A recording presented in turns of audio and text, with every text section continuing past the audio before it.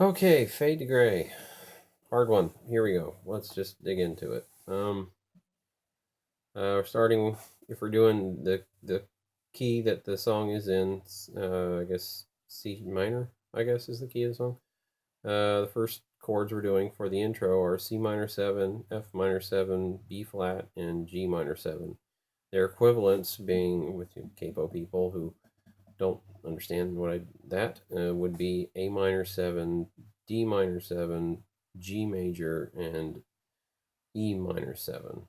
So, I'm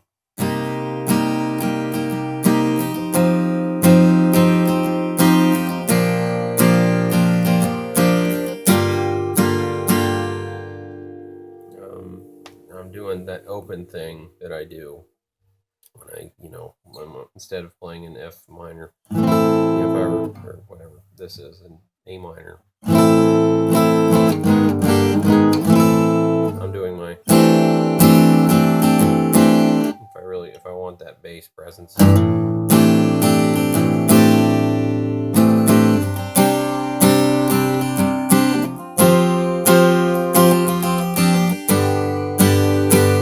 That's just something I'm making up to show you how I'm always leaving my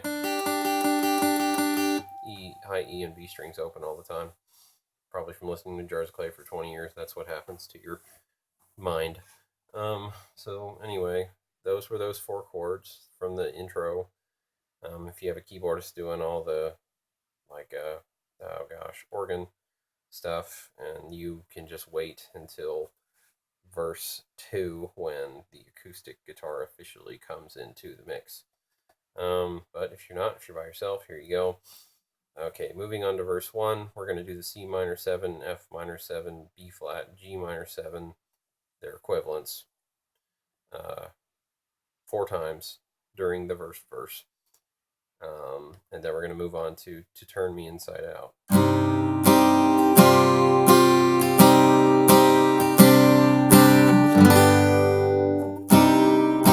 Now some of you do your chord like this. It sounds the exact same, it's just a different way of fingering.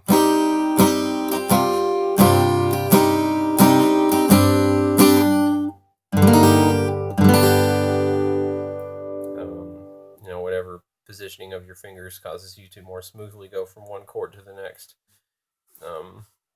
So do it that way. Or, is going to give you carpal tunnel slower. Anyway, moving on. Okay, C minor, so, it's C minor, A minor, C suspended, A suspended,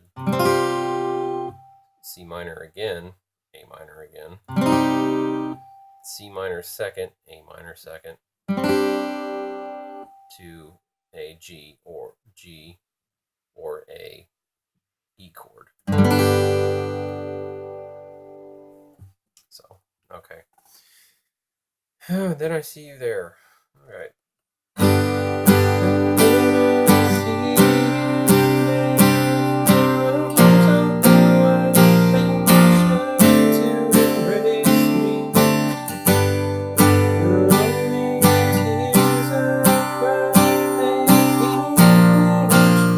I screwed it up. I'm sorry, I screwed it up.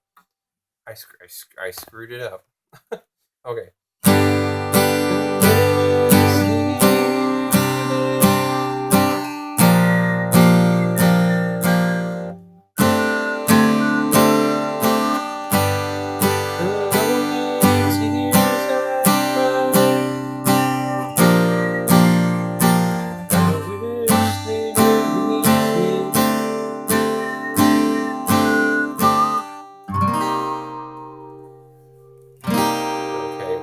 Verse 2, we're back to our 4 chords that we were playing during verse 1.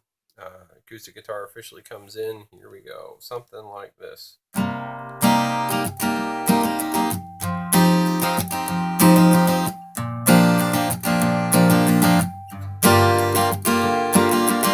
There's another option you have. You can go, if you want to sound more like a recording,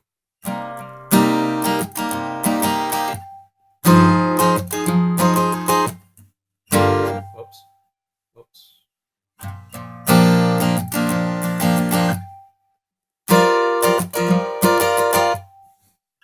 so instead of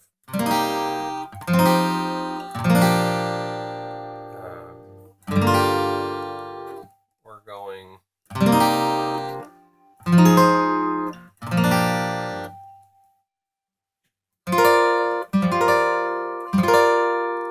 which that thing is, okay, going from C minor 7, your F minor 7, you're starting on the 5th fret, your pointer's going on the A string on the 5th fret, your middle finger is going on the G string, 5th fret, your ring finger is going on the high E string, 5th fret, so it should sound like that, and your pinky's going on the B string on the 6th fret, and you can leave, okay, so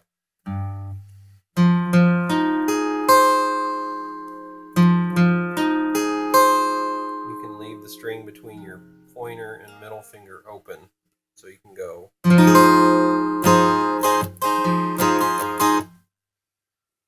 to the B flat, which I'm doing where I just cover the low E, mute the A, leave the rest of the other strings open. And I'm doing that same shape again on the 7th fret, and I am muting this time the D string is getting muted, so it's, I can leave the low E string open for that chord, for that root G note in that G minor 7 chord. I don't want to leave that string ringing because then it's, oh heck, maybe I don't know.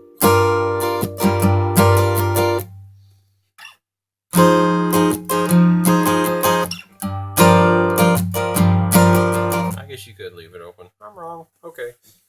But yeah, there's your alternate way of playing those chords that I think with that happens somehow in the recording. I think this is another, using the alternate tuning, since they wrote, this was like the very first song they wrote as Jars of Clay, according to Charlie, on that interview from the Much Afraid disc. We're moving into another chorus with all the lines happening, more energy. Let's see, so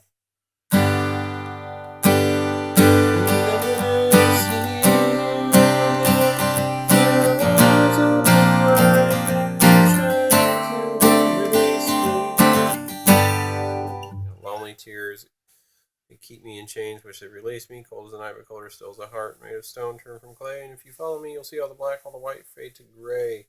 And we're moving into what I decided to label an interlude.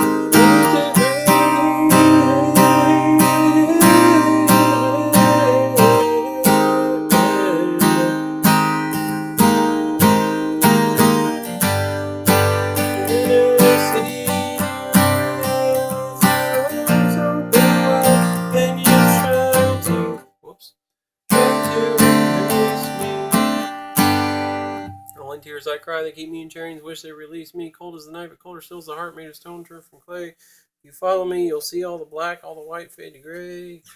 And I see you there with your arms open wide, and you try to embrace me. Lonely tears I cry, keep me in chains, wish they release me. Cold as the night, but colder still is the heart made of stone, turned from clay. And the acapella, or however many voices they put into that. And if you follow me, you'll see all the black, all the white fade to gray. But yeah. That's basically your verse has its own progression, then the chorus has its own progression, and the interlude has its own sort of progression thing going on. For the interlude, there's that C minor, A minor equivalent, and I'm muting my low E string with my pinky, and that'll actually lend itself to pressing it down for the next chord, which is a C minor. with a B flat in the bass instead of being. Oh, come on, thing. Now it's instead of.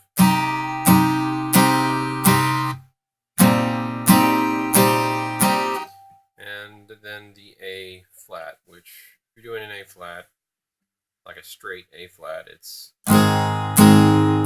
which is like an F chord barred. Now I'm being lazy and doing my major 7th version.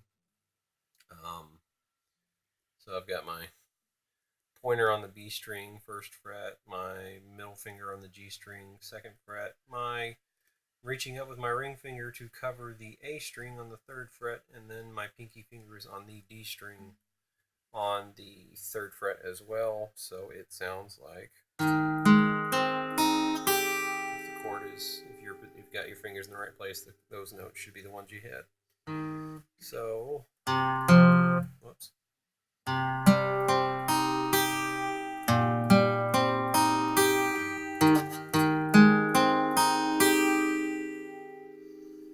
So, technically I shouldn't be doing that.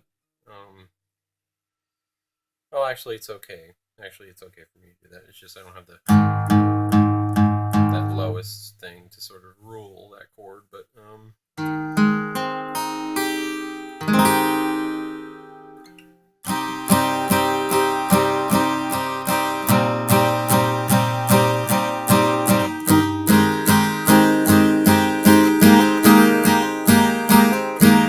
and I like to bounce around my finger there, which may or may not make sense depending on what the group you're playing with is doing and all that. So yeah. But yeah, that is basically it in terms of fade to gray. So there you go.